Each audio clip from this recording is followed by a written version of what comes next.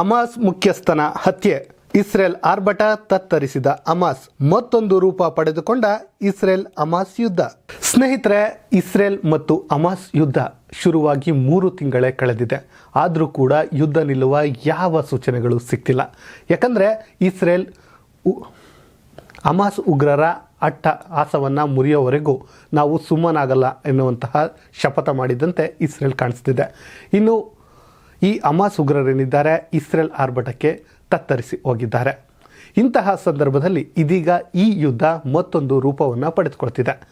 ಅದಕ್ಕೆ ಕಾರಣ ಆಗಿದ್ದು ಯಾರಪ್ಪ ಅಂದರೆ ಈ ಯೆಮೆನ್ ಬೆಂಬಲಿತ ಉಗ್ರರು. ಹಾಗಾದರೆ ಇಸ್ರೇಲ್ ಮತ್ತು ಹಮಾಸ್ ಯುದ್ಧ ಮತ್ತೊಂದು ರೂಪ ಪಡೆಯುತ್ತಿರೋದು ಯಾಕೆ? ಅದು ವಿಶ್ವದ ಆರ್ಥಿಕತೆಯ ಮೇಲೆ ಎಂತಹ ಪರಿಣಾಮವನ್ನು ಬೀರ್ತಿದೆ ಅದೆಲ್ಲವನ್ನು ನಿಮ್ಮ ಮುಂದೆ ಹೇಳುವಂತಹ ಕೆಲಸವನ್ನು ನಾವು ಮಾಡ್ತೀವಿ. ಹೌದು ಸ್ನೇಹಿತರೆ, ವಿಶ್ವದ ಆತಂಕಕ್ಕೆ ಕಾರಣವಾಗಿರುವ ಇಸ್ರೇಲ್ ಮತ್ತು ಹಮಾಸ್ ಬಂಡುಕೋರರ ನಡುವಿನ ಯುದ್ಧ ಅಂತ್ಯ ಎಂದಾಗುತ್ತೆ ಎನ್ನುವಂಥದ್ದು ಯಾರಿಗೂ ಗೊತ್ತಿಲ್ಲ. ಯುದ್ಧವಂತೂ ಮುಂದುವರಿಯುತ್ತಲೇ ಇದೆ. ಸದ್ಯ ಗಾಜಾ ಮತ್ತು ಪ್ಯಾಲೆಸ್ಟೈನ್ನ ಸುತ್ತಮುತ್ತಲಿನ ಪ್ರದೇಶ ಅಕ್ಷರಶಃ ನರಕವಾಗಿದೆ. ಪ್ರಾಣಗಳಿಗೆ ಬೆಲೆ ಇಲ್ಲದಂತಾಗಿದೆ. ಅಲ್ಲಿನ ಜನಜೀವನ ಅಸ್ತವ್ಯಸ್ತವಾಗಿದೆ. ಜನರು ಜೀವವನ್ನು ಕೈಯಲ್ಲಿಡಿದುಕೊಂಡು ಬದುಕ್ತಿದ್ದಾರೆ. ಆದರೂ ಕೂಡ 2 ದೇಶಗಳಿಗೆ ಕೊಂಚವೂ ಕನಿಕರವೇ ಇಲ್ಲ. ಇಸ್ರೇಲ್ ಅಂತೂ ಯಾವುದಕ್ಕೂ ಡೋಂಟ್ ಕೇರ್ ಎನ್ನುತ್ತಾ ಯುದ್ಧವನ್ನು ಮುಂದುವರಿಸಿದರೆ ಹಮಾಸ್ ಇಸ್ರೇಲ್ ವಿರುದ್ಧ ನಿಲ್ಲದಾಗದೆ ತತ್ತರಿಸಿ ಹೋಗಿದೆ. ಹೌದು ಸ್ನೇಹಿತರೆ, ಇಸ್ರೇಲ್ ದಾಳಿಯನ್ನು ಒಂದು ಚೂರು ಕೂಡ ಕಡಿಮೆ ಮಾಡಿಲ್ಲ. ಕೊಂಚವೂ ಕನಿಕರವನ್ನು ತೋರ್ತಿಲ್ಲ. ಮನ ಬಂದಂತೆ ದಾಳಿ ಮಾಡ್ತಿದೆ. ಅದಕ್ಕೆ ಕಾರಣ ಏನಂದರೆ ನಿಮ್ಮೆಲ್ಲರಿಗೂ ಗೊತ್ತಿದೆ, ಅಮೆರಿಕ ಎನ್ನುವಂಥದ್ದು. ಇದೇ ಕಾರಣಕ್ಕೆ ಇಡೀ ಅಮೆರಿಕ ವಿಶ್ವದ ದೊಡ್ಡಣ್ಣನ ವಿರುದ್ಧ ಭುಗಿಲೆದ್ದಿತ್ತು. ಇದಾದ ಬಳಿಕ ಅಮೆರಿಕ ಇಸ್ರೇಲ್ ಬಳಿ ಯುದ್ಧವನ್ನು ನಿಲ್ಲಿಸಿ ಎನ್ನುವಂತಹ ಒಂದು ಮಾತನ್ನು ಹೇಳುತ್ತೆ. ಆದರೂ ಕೂಡ ಯುದ್ಧವನ್ನು ಅಮೆರಿಕ ನಿಲ್ಲಿಸೋಲ್ಲ. ಆದರೂ ಕೂಡ ಯುದ್ಧವನ್ನು ಇಸ್ರೇಲ್ ನಿಲ್ಲಿಸೋಲ್ಲ. ಆದರೆ ಅಮೆರಿಕಕ್ಕೆ ಒಂದು ಮಾತನ್ನು ಹೇಳುತ್ತೆ, ಇನ್ನೇನು ಕೆಲ ತಿಂಗಳಲ್ಲಿ ಯುದ್ಧವೇ ಅಂತ್ಯವಾಗುತ್ತೆ ಎನ್ನುವಂತಹ ಮಾತನ್ನು ಹೇಳುತ್ತೆ. ಈ ಮಾತಿಗೆ ಅಮೆರಿಕ ಸುಮ್ಮನಾಗುತ್ತೆ. ಆ ನಂತರ ಯುದ್ಧದ ಪರಿಯನ್ನೇ ಬದಲಿಸಿದ ಇಸ್ರೇಲ್ ಇದೀಗ ಇನ್ನಿಲ್ಲದ ದಾಳಿಗಳನ್ನು ಮಾಡ್ತಾ ಇದೆ.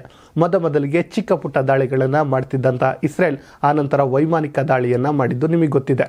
ಅದಾದ ಮೇಲೆ ಉಗ್ರರ ಹೃದಯ ಭಾಗ ಎಂದೇ ಕರೆಸಿಕೊಳ್ಳುವಂತಹ ಏನು ಸುರಂಗಗಳಿವೆ ಅವುಗಳ ಮೇಲೆ ಅಟ್ಯಾಕನ್ನು ಮಾಡುತ್ತೆ. ಸುರಂಗವನ್ನು ಮುಚ್ಚುವ ಪ್ರಯತ್ನ ಮಾಡುತ್ತೆ. ಆದರೂ ಕೂಡ ಅದು ಸಫಲ ಆಗೋಲ್ಲ. ಸುರಂಗಗಳಿಗೆ ಸಮುದ್ರದ ನೀರನ್ನು ಹರಿಸುತ್ತೆ. ಅದಕ್ಕೆ ಕಾರಣ ನಿಮ್ಮೆಲ್ಲರಿಗೂ ಗೊತ್ತಿದೆ. ಸುರಂಗದಲ್ಲಿ ಇಟ್ಟಿರುವಂತಹ ವೆಪನ್ಗಳು ಕೆಲಸ ಮಾಡಬಾರ್ದು ಎನ್ನುವಂತಹ ಕಾರಣಕ್ಕೆ ಆ ಕೆಲಸವನ್ನು ಮಾಡುತ್ತೆ. ಅದಾದ ಬಳಿಕ ಮತ್ತೆ ದಾಳಿಯನ್ನು ಶುರು ಮಾಡುತ್ತೆ. ಇಂತಹ ದಾಳಿ ಈಗಲೂ ನಡೆಯುತ್ತಲೇ ಇವೆ. ಆದರೂ ಕೂಡ ಯಾವುದೇ ಒಂದು ಚೂರು ಕೂಡ ಯಾವುದೇ ಯುದ್ಧದ ಪರಿಣಾಮ ನಿಲ್ತಾ ಇಲ್ಲ. ಅಲ್ಲಿನ ಜನರು ಮಾತ್ರ ಹಾಗೆಯೇ ಸಾವನ್ನು ಅಪ್ತಾ ಇದ್ದಾರೆ. ಇದರ ನಡುವೆ ಈ ಯುದ್ಧ ಮತ್ತೊಂದು ರೂಪ ಪಡೆದುಕೊಂಡಿದೆಯಾ ಎನ್ನುವಂತಹ ಅನುಮಾನ ಎಲ್ಲರಿಗೂ ಶುರುವಾಗಿತ್ತು. ಆದರೆ ಇದೀಗ ಅದು ಸತ್ಯವೂ ಕೂಡ ಆಗಿದೆ. ಇದರ ನಡುವೆ ಇಸ್ರೇಲ್ ಕೂಡ ಹಲವಾರು ಎಡವಟ್ಟುಗಳನ್ನು ಮಾಡಿಕೊಂಡಿತ್ತು. ಅದೇನೆಂದರೆ ತನ್ನದೇ ಜನ ಏನಿದ್ದಾರೆ ಅವರನ್ನೇ ಕೂಡ ಕೊಲ್ಲುವ ಪ್ರಯತ್ನಕ್ಕೆ ಮಾಡಿತ್ತು. ಅಂದರೆ ಇವರು ಹಮಾಸ್ ಉಗ್ರರ ಎನ್ನುವಂತಹ ಶಂಕೆಯ ಮೇರೆಗೆ ಅವರನ್ನು ಕೊಲ್ಲಲಾಯಿತು. ಅದಷ್ಟೇ ಅಲ್ಲದೆ ಈ ಯುದ್ಧದಲ್ಲಿ ಕೇವಲ ನಿಮಗೆ ಗೊತ್ತಿರಲಿ, 2 ಕಡೆ ಯುದ್ಧ ಆರಂಭವಾದಾಗ ಕೇವಲ ಒಂದು ಕಡೆಯಲ್ಲೇ ನಷ್ಟ ಆಗೋದಿಲ್ಲ, ಮತ್ತೊಂದು ಕಡೆಯಲ್ಲೂ ನಷ್ಟ ಆಗುತ್ತೆ. ಅಂದರೆ ಹಮಾಸ್ ಉಗ್ರರನ್ನು ಯಾವ ರೀತಿ ಎಡೆಮುರೆ ಕಟ್ತಾ ಇದ್ದಾರೋ ಅದೇ ರೀತಿ ಇಸ್ರೇಲ್ನ ಸೈನಿಕರು ಕೂಡ ಸಾವನ್ನಪ್ತಿರೋದು ನಿಮಗೆ ಗೊತ್ತಿರಲಿ. ಟೋಟಲ್ ಈಗಾಗಲೇ 20,000ಕ್ಕೂ ಹೆಚ್ಚು ಜನರು ಇಲ್ಲಿ ಮರಣವನ್ನು ಹೊಂದಿದ್ದಾರೆ. ಇನ್ನು ಸ್ನೇಹಿತರೆ, ನಿಮ್ಮೆಲ್ಲರಿಗೂ ಗೊತ್ತಿದೆ ಈ ಯುದ್ಧ ಹೇಗೆ ಆರಂಭ ಆಯಿತು ಅಂತ. ಮೊದಲು ಸುಮ್ಮನಿದ್ದ ಇಸ್ರೇಲನ್ನು ಕೆಣಕಿದ್ದು ಹಮಾಸ್ ಉಗ್ರರೇ. ನೆನಪಿದೆ ಅಲ್ವಾ ನಿಮಗೆ? ಅಕ್ಟೋಬರ್ 7ರಂದು ಇಸ್ರೇಲ್ ಮತ್ತು ಹಮಾಸ್ ನಡುವೆ ಯುದ್ಧ ಆರಂಭವಾಯಿತು. ಮೊದಲು ದಾಳಿ ಮಾಡಿ ಕ್ರೌರ್ಯ ಮೆರೆದಿದ್ದು ಹಮಾಸ್ ಉಗ್ರರೇ. ಅದರಲ್ಲಿಯೂ ಪ್ಯಾಲೆಸ್ಟೈನ್ ಜನರಂತೂ ಆ ಖುಷಿಯನ್ನು ವ್ಯಕ್ತಪಡಿಸಿದ ರೀತಿ ನೋಡಿದರೆ ಒಂದು ರೀತಿ ಭಯಾನಕ ರೀತಿಯಲ್ಲಿತ್ತು. ಸೋಷಿಯಲ್ ಮೀಡಿಯಾದಲ್ಲಿ ಅವರು ಹಾಕೊಂಡಂಥ ಪೋಸ್ಟ್ಗಳು ಸಿಕ್ಕಾಪಟ್ಟೆ ವೈರಲ್ ಕೂಡ ಆಗಿದ್ವು. ಅದಾದ ಮೇಲೆ ದಾಳಿಯನ್ನು ಶುರು ಮಾಡಿದ್ದು ಇಸ್ರೇಲ್.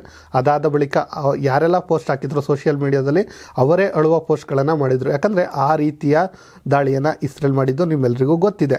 ಅದರಲ್ಲೂ ಕೂಡ ಅತ್ಯಾಧುನಿಕ ಶಸ್ತ್ರಾಸ್ತ್ರಗಳೇನಿವೆ ಅವುಗಳನ್ನು ಬಳಸಿತ್ತು. ಅದರ ಮುಂದೆ ಈ ಹಮಾಸ್ ಉಗ್ರರ ಆಟ ಅಂತೂ ಏನೇನೂ ನಡೀಲೇ ಇಲ್ಲ. ಇದೆಲ್ಲದರ ನಡುವೆ ಇದೀಗ ನಿಮಗೆ ಮತ್ತೊಂದು ವಿಚಾರವನ್ನು ನಾವು ತರ್ತಾ ಇದ್ದೀವಿ. ಏನಂದರೆ ಸ್ನೇಹಿತರೆ, ಈ ಯುದ್ಧ ಏನಿದೆ ಇದು ಮತ್ತೊಂದು ರೂಪವನ್ನು ಪಡೆದುಕೊಳ್ತಿದೆ. ಅದರಲ್ಲಿ ಜಾಗತಿಕವಾಗಿ ಆರ್ಥಿಕವಾಗಿ ವಿಶ್ವಕ್ಕೆ ಸಂಕಷ್ಟವನ್ನು ತರ್ತಿದೆಯಾ ಎನ್ನುವಂತಹ ಅನುಮಾನಗಳು ಕಾರಣ ಆಗ್ತಾ ಇದೆ. ಅದಕ್ಕೆ ಸಾಕ್ಷಿ ಎನ್ನುವಂತೆ ಕೆಲವೊಂದು ಘಟನೆಗಳು ಕೂಡ ನಡೀತಿವೆ. ಅವುಗಳೇ ಜಾಗತಿಕ ಹಡಗುಗಳ ಮೇಲೆ ದಾಳಿಗಳು. ಹೌದು ಸ್ನೇಹಿತರೆ, ಈ ಯೆಮೆನ್ ಮತ್ತು ಈ ಹಮಾಸ್ ಉಗ್ರರನ್ನು ಬೆಂಬಲಿಸುವಂತಹ ಒಂದು ಉಗ್ರ ಪಡೆ ಏನಿದೆ, ಈ ಹೌತಿ ಉಗ್ರ ಪಡೆ ಏನಿದೆ, ಅದು ಇದೀಗ ಇಂತಹ ಅನಾಹುತಗಳನ್ನು ಮಾಡ್ತಿದೆ. ಇದು ಕೂಡ ನಿಮ್ಮೆಲ್ಲರಿಗೂ ಗೊತ್ತಿದೆ ಅಂದ್ಕೊಂಡಿದ್ದೀನಿ. ಕೆಂಪು ಸಮುದ್ರದಲ್ಲಿ ಇತ್ತೀಚೆಗೆ ಏನು ದಾಳಿಗಳಾಗ್ತಿದೆ, ಇದಕ್ಕೆ ಮೂಲ ಕಾರಣ ಏನಂದರೆ ಇಸ್ರೇಲ್ ಮತ್ತು ಹಮಾಸ್ ಯುದ್ಧ ಅಂದರೂ ತಪ್ಪಾಗಲ್ಲ. ಏನಪ್ಪ ಇವರು ಇಸ್ರೇಲ್ ಮತ್ತು ಹಮಾಸ್ ಯುದ್ಧನ ಈ ಹೌತಿ ಪಡೆಗಳ ಉಗ್ರರ ಪಡೆಗಳಿಗೆ ಸಂಬಂಧವನ್ನು ಕನೆಕ್ಟ್ ಮಾಡ್ತಿದ್ದಾರೆ ಅಂತ ನಿಮ್ಗೆ ಅನಿಸ್ತಿರ್ಬೋದು. ಆ್ಯಕ್ಚುಲಿ ಕರೆಕ್ಟಾಗಿ ನೋಡೋದಾದರೆ ಸ್ನೇಹಿತರೆ, ಈ ಕೆಂಪು ಸಮುದ್ರದಲ್ಲಿ ಯುದ್ಧ ಆರಂಭವಾಗಿದ್ದೇ ಇದೇ ಕಾರಣಕ್ಕೆ. ಏನು, ಇರಾನ್ ಬೆಂಬಲಿತ ಹಾಗೂ ಹಮಾಸ್ ಉಗ್ರರು ಬೆಂಬಲಿತ ಈ ಹೌತಿ ಉಗ್ರರೇನಿದ್ದಾರೆ ಅವರು ಇಸ್ರೇಲ್ ಹಡಗುಗಳ ಮೇಲೆ ಮೊದಲು ಟಾರ್ಗೆಟ್ ಮಾಡಿದ್ದು ನಿಮಗೆಲ್ಲರಿಗೂ ಗೊತ್ತಿದೆ. ಅಂದರೆ ಈ ಯುದ್ಧದ ಪ್ರೇರಿತದಿಂದಲೇ ಅದನ್ನು ಮಾಡಿದ್ದು ಅನ್ನೋದು ಕನ್ಫರ್ಮ್ ಅಲ್ವಾ.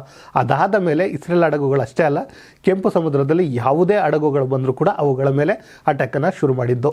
ಅದೇ ಕಾರಣಕ್ಕೆ ಇದೀಗ ಈ ಯುದ್ಧದ ಪರಿ ಬದಲಾಗಿದೆ.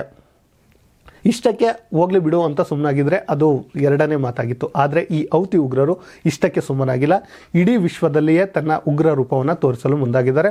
ಅದರಲ್ಲೂ ಕೂಡ ವಿಶೇಷವಾಗಿ ಇದೀಗ ಅರಬ್ಬಿ ಸಮುದ್ರದಲ್ಲಿ ತನ್ನ ಅಟ್ಟಹಾಸವನ್ನು ತೋರಿಸ್ತಾ ಇರೋದು ನಿಮಗೆ ಗೊತ್ತಿದೆ. ಅಂದರೆ ಭಾರತಕ್ಕೆ ಬರುವಂತಹ ಹಡಗುಗಳ ಮೇಲೆ ಇನ್ನಿಲ್ಲದ ದಾಳಿಗಳನ್ನು ಮಾಡ್ತಾ ಇದ್ದಾವೆ. ಸೊ ಇದೆಲ್ಲವನ್ನು ಗಮನಿಸಿದರೆ ಇದೀಗ ಇಸ್ರೇಲ್ ಮತ್ತು ಹಮಾಸ್ ಉಗ್ರರ ನಡುವಿನ ಯುದ್ಧ ಇದೀಗ ವಿಶ್ವಮಟ್ಟಕ್ಕೆ ಬಂದಿರೋದಂತೂ ಪಕ್ಕ. ಅದರಲ್ಲೂ ಕೂಡ ಅಮೆರಿಕ ಅಂತೂ ಈಗಾಗಲೇ ಎಂಟ್ರಿ ಆಗಿದೆ. ಈ ಕೆಂಪು ಸಮುದ್ರದಲ್ಲಿ ಏನು ಈ ಹೌತಿ ಉಗ್ರರು ಏನೇನು ಮಾಡ್ತಾ ಇದ್ದಾರೆ, ಅವರಿಂದ ಈ ಹಡಗುಗಳೇನಿದೆ ಅವುಗಳನ್ನು ರಕ್ಷಣೆ ಮಾಡುವಂಥ ಕೆಲಸವನ್ನು ಮಾಡ್ತಿದೆ. ಹಾಗಂತ ಅದೊಂದೇ ಅಂತ ಅಲ್ಲ, ಅಮೆರಿಕ ಇರಬಹುದು, ಇಸ್ರೇಲ್ ಇರಬಹುದು, ಕಂಬೈನ್ಡ್ ಪಡೆ ಏನಿದೆ ಅದು ಕೂಡ ಅಲ್ಲಿ ಎಂಟ್ರಿ ಕೊಟ್ಟಿದೆ. ಅದರಲ್ಲಿ ಭಾರತವೂ ಕೂಡ ಇದೆ ಅನ್ನೋದನ್ನು ನಾವು ಮರಿಬಾರ್ದು.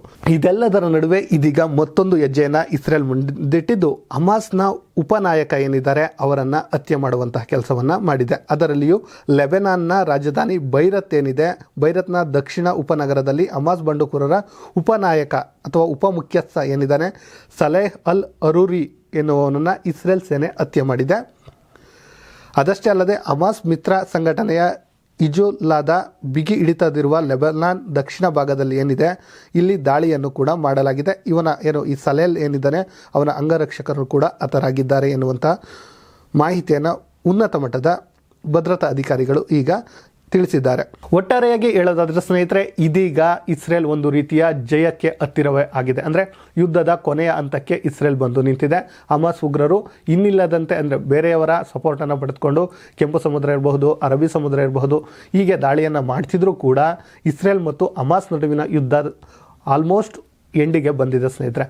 ಇನ್ನೇನು ಸ್ವಲ್ಪ ದಿನದಲ್ಲೇ ಈ ಯುದ್ಧವನ್ನು ಮುಗಿಸ್ಬೇಕು ಅಂತಹ ಇಸ್ರೇಲ್ ಆಸೆಯನ್ನು ಪಟ್ಟಿತ್ತು. ಬಟ್ ಇದೀಗ ಹಮಾಸ್ ಉಗ್ರರು ಮತ್ತೊಂದು ಪ್ಲಾನನ್ನು ಮಾಡಿ ಮತ್ತೊಂದು ರೂಪ ಕೊಟ್ಟಿರೋದು ಮುಂದೇನಾಗುತ್ತೆ ಎನ್ನುವಂತಹ ಆತಂಕವನ್ನು ಸೃಷ್ಟಿ ಮಾಡಿರೋದಂತೂ ಸತ್ಯ. ಸ್ನೇಹಿತರೆ, ಇಂತಹದ್ದೇ ಸ್ಟೋರಿಗಾಗಿ ಸದಾ ನೋಡ್ತಾ ಇರಿ ಲಯನ್ ಟಿವಿ ಕನ್ನಡ.